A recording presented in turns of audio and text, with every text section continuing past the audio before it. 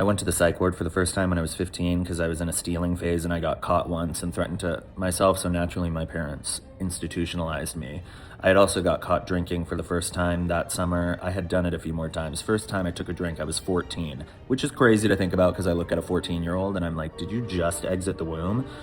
The psych ward I was at, I stayed at for 3 days. I did have grippy socks, don't know where they went, wish I kept them. And it was the kind of psych ward where there were only about 6 of us and we couldn't go outside except when it was supervised, and they only let us outside once in the 3 days that I was there. Most of the days I spent bouncing a tennis ball against the wall, and somehow that took up hours of my time when I wasn't talking to a therapist that was mostly just looking at a checklist every time he asked me questions. There was only one time that one of the people there had to be put in the padded room because she kept throwing chairs at people and it just wasn't acceptable after a while. At the end of all this, I was supposed to get diagnosed with something that would let my parents know what I was going through. I told this therapist who was looking at a checklist everything that was going through my head, how I had racing thoughts, how my world seemed to turn off when I was drinking and I really enjoyed the feeling, and how I really started stealing because I was inspired by the movie Spring Breakers.